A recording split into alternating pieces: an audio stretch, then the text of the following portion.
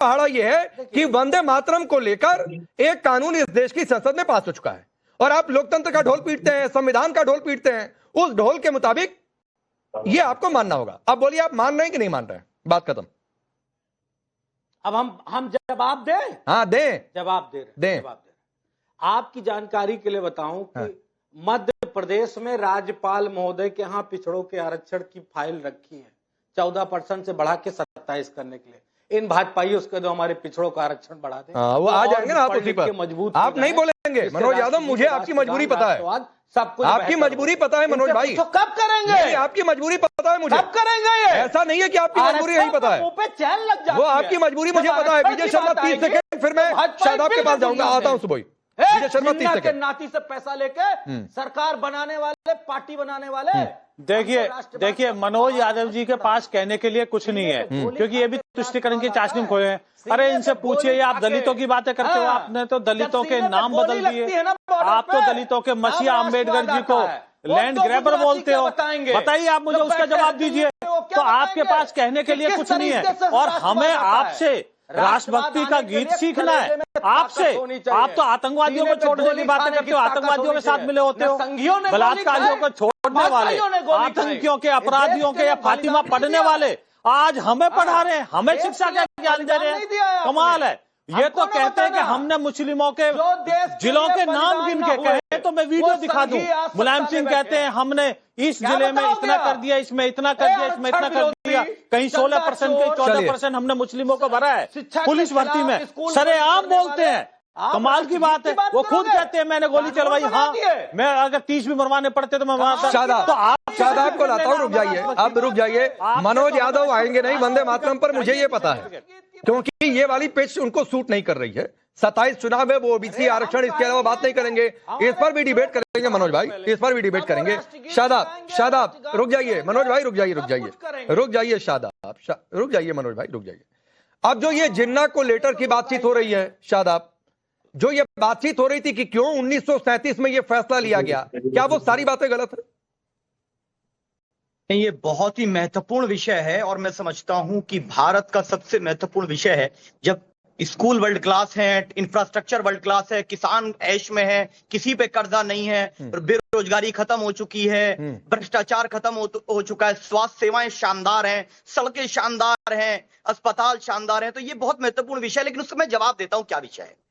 वंदे मातरम को लेकर के हमारे पार्टी का बिल्कुल क्लियर स्टैंड है। ये 2 स्टैंजा 6 स्टैंजा, मुझे तो एक भी स्टैंजा नहीं आता और न मेरी इच्छा है याद करने की। और हमारे यहाँ न 2 पढ़े जाते हैं, न 6 पढ़े जाते हैं, न हम 2 पढ़ने वाले हैं, न हम 6 पढ़ने वाले हैं। न भारत को हम माँ कल मानते थे, न आज मानते हैं, न कल मानने वाले हैं। हम भारत को देश मानते हैं, देवी नहीं मानते हैं। और मैं भारत की पूजा नहीं करने वाला हूं। आर्टिकल 25 प्रोटेक्शन देता है मुझे, वो मेरा फेथ है। लेकिन जो पढ़ना चाहता है हम उसका सम्मान करते हैं, सम्मान में खड़े भी हो जाएंगे, कोई आपत्ति नहीं है। अगर कोई पढ़ना चाहता है, चाहे वो हिंदू, मुसलमान, सिख, ईसाई कोई भी होगा, कोई भी भारतीय नागरिक अगर भारत से प्रेम में पढ़ना चाहता है वंदे मातरम पढ़े, हम सम्मान करते हैं, उसको सम्मान में खड़े भी हो जाएंगे। लेकिन हम बिल्कुल भी नहीं पढ़ने वाले हैं, चाहे कोई गन पॉइंट पे लेगा, कोई भी परिस्थिति रहेगी भाई। हमारा एक तो शादाब सुनिए, आप कह रहे हैं ना सम्मान करते हैं, वो सम्मान का आपने ढोल अभी पीट दिया और अभी आप एक्सपोज हो गए कि कोई भारत मां को आप मां को मां मत मानिए, कोई दिक्कत नहीं है भाई। अकेले शादाब चौहान के मानने या न मानने से कुछ नहीं हो जाता इस देश में। अकेले शादाब चौहान के मानने या नहीं मानने से कुछ नहीं हो जाता है, ये बात आप समझ लीजिए। आई बात समझ लें, क्या बात कर रहे हैं तो आप मत मानिए ना शादाब चौहान। मैंने आपसे ये पूछा कि 1937 में ये फैसला क्यों लिया गया था, 2 छंद वाला, किसके दबाव के चलते लिया गया था? इस पर आपकी जुबान बंद क्यों हो रही है? मुझे मतलब नहीं, क्यों क्यों नहीं मतलब है? क्यों नहीं मतलब है शादाब चौहान? आप कौन होते हैं? क्यों नहीं मतलब है? नहीं मानता। क्यों नहीं मतलब है?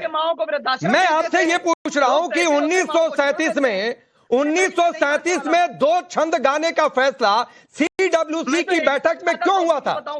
किसके दबाव में हुआ था? क्यों आप इस पर बोलना नहीं चाहते हैं?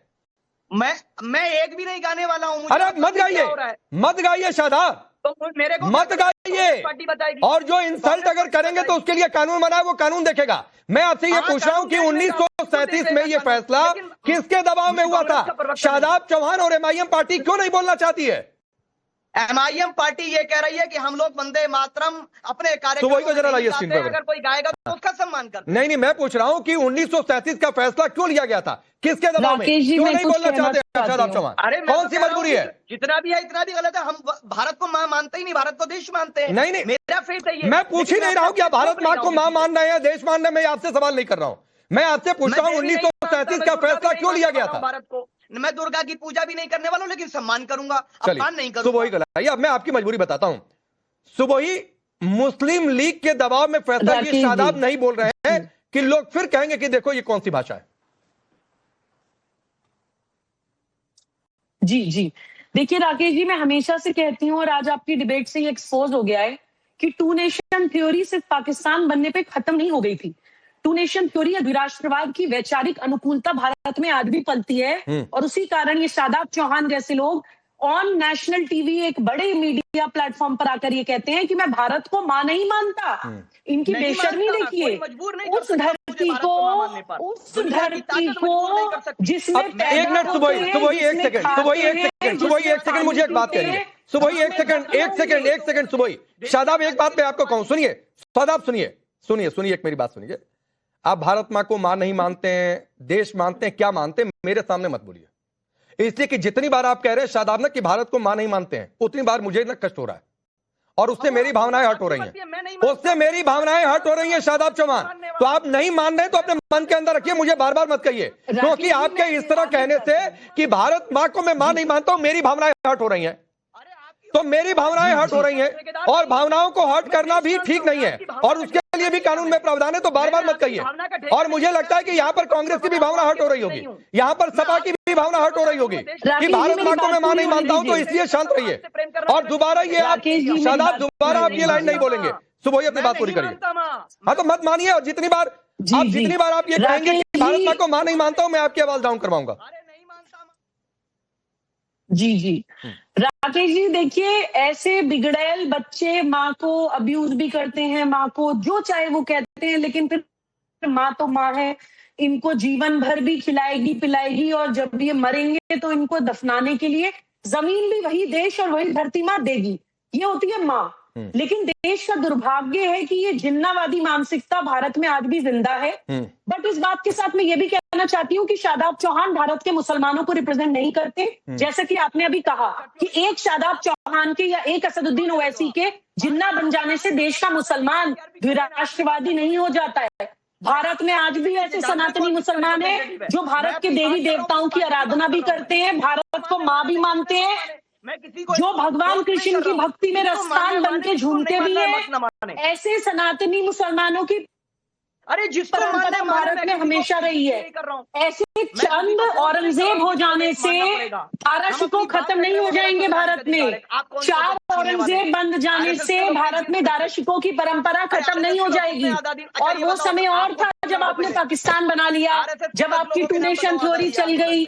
आज ना वो समय है, ना वो देश है, ना वो काल है, और ना वो परिस्थिति है। आज आपके टू नेशन थ्योरी की छाती पीटने से देश में द्विराष्ट्रवाद नहीं चलेगा। अब आपको सेम अच्छा, चलिए एक मिनट, सुबह ही रुक जाइए जरा, फिर सापरा जी को लाइए। शादाब आता हूं, सेम शिक्षा और माननी पड़ेगी। शादाब सापरा जी पहले सवाल सुन लीजिए, और मैं कुछ आपको दिखाना भी चाहता हूं। जरा एक कैमरा मेरे आईपैड पर भी लाइए। ये एक लेटर है 6 अप्रैल 1938 का, नेहरू आर्काइव से ये है जानकारी। डियर मिस्टर जिन्ना, और ये लेटर कौन लिख रहा है? ये लेटर नेहरू जी का लिखा हुआ है। मैं ठीक हूं? हाँ, नेहरू जी का लिखा हुआ ये जिन्ना को लेटर है। इस लेटर के पॉइंट नंबर 9 पर, ये पेज है पॉइंट नंबर 9, और इस पेज पर क्या लिखा हुआ है, मैं नीचे लाता हूं लाइन, मैं थोड़ा सा मुड़ता हूं। इसमें यह लिखा जाता है कि when however some objections were raised, the working committee carefully considered the matter and ultimately decided to recommend that certain stanzas which contain certain illogical references might not be used on national platforms or occasions. अब मुझे साबरा साहब ये बताइए कि नेहरू जी ने यह letter लिखा जिन्ना को, जिन्ना के आगे कौन झुका?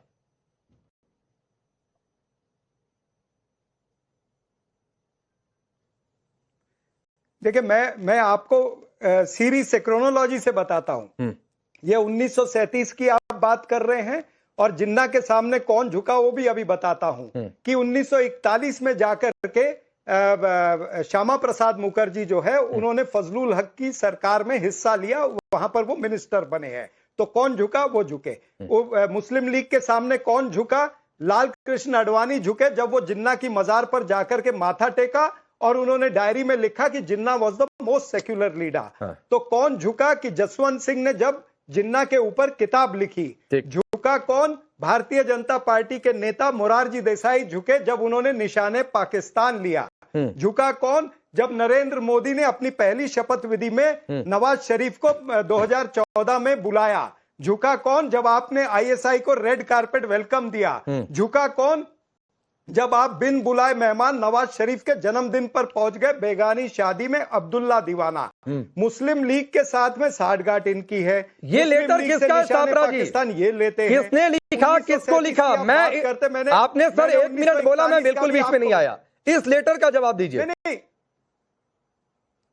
हाँ, नहीं, ये भारतीय जनता पार्टी ये भी जवाब देना कि फजलुल हक के साथ में जाकर के इनके आरएसएस के आइडियोलॉग जो थे श्यामा प्रसाद मुखर्जी, वो क्यों झुके? उन्होंने घुटने क्यों टेके थे भाई? ठीक। और फिर लाल कृष्ण आडवाणी ने घुटने क्यों टेके?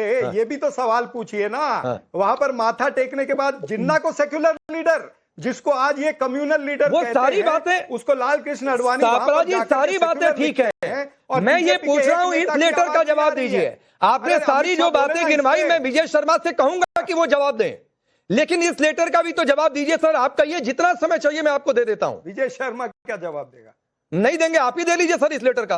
विजय शर्मा को कुछ बोलने नहीं आता है। मैंने जवाब दे तो दिया। नहीं, मैं, अरे भाई मैंने तो जवाब दे दिया ना। क्या जवाब बताइए? ये लेटर नेहरू जी ने लिखा कि नहीं लिखा जिन्ना को? ये लेटर नेहरू जी ने जिन्ना को लिखा कि नहीं लिखा? अरे भाई लेटर तो गुरुदेव रविंद्रनाथ टैगोर को सुभाष चंद्र बोस ने भी लिखा था, डॉक्टर राजेंद्र प्रसाद ने भी लिखा था। गुरुदेव अरे इस लेटर में ये कहा गया है सापरा जी, हिसाब से हुआ सबसे कि जिन्ना का विरोध था, जिसको कंसीडर किया गया कांग्रेस वर्किंग कमेटी की बैठक में। ना, सुनिए, मैं ये कहता हूं कि कांग्रेस वर्किंग कमेटी को आप एक समय में थोड़ा साइड में रखिए। मैं कहता हूं संविधान सभा में तो इनके लोग थे ना। अरे रुक जाइए, रुकिए। अब ये लाइन आ गई है कि कांग्रेस वर्किंग कमेटी की बैठक कोई साइड में रख दीजिए, और ये कांग्रेस ही ये बात कह रही है। विजय शर्मा, खैर सापरा जी ने जितनी बातें गिनवाई थी उसका भी रिप्लाई। अरे मैं ये ना आप गलत। अच्छा रुक जाइए, राकेश पांडे जी, बोलिए। विजय शर्मा होल्ड ऑन, दर्ज करिए। आप गलत सेंस में लेते तो आप सही कर लीजिए। मैं ये कह रहा हूं, 30 सेकंड विजय भाई रुक जाइए। सभा के अंदर इनके जो पूर्वज थे उन्होंने विरोध क्यों नहीं किया? इनके पूर्वजों ने विरोध क्यों नहीं किया? क्या जवाब देंगे? ठीक है, ये तिरंगे के विरोधी है। ये चलिए इस बात का जवाब ले लेता हूं। थोड़ा वक्त कम है, आपने मेरा वर्जन सही भी कर दिया अपने हिसाब से, लेकिन विजय शर्मा ये कह रहे हैं कि आपके पूर्वजों ने विरोध क्यों नहीं किया तब? जी देखिए राकेश जी, इन्होंने कहा, अब आप मुझे बताइए, अफगानिस्तान में एक आक्रांता बाबर की उस पे कब्र पे कौन गया? जवाहरलाल नेहरू, इंदिरा गांधी, मनमोहन सिंह, राहुल गांधी। अरे उस आक्रांता से आपका क्या संबंध है बताइए?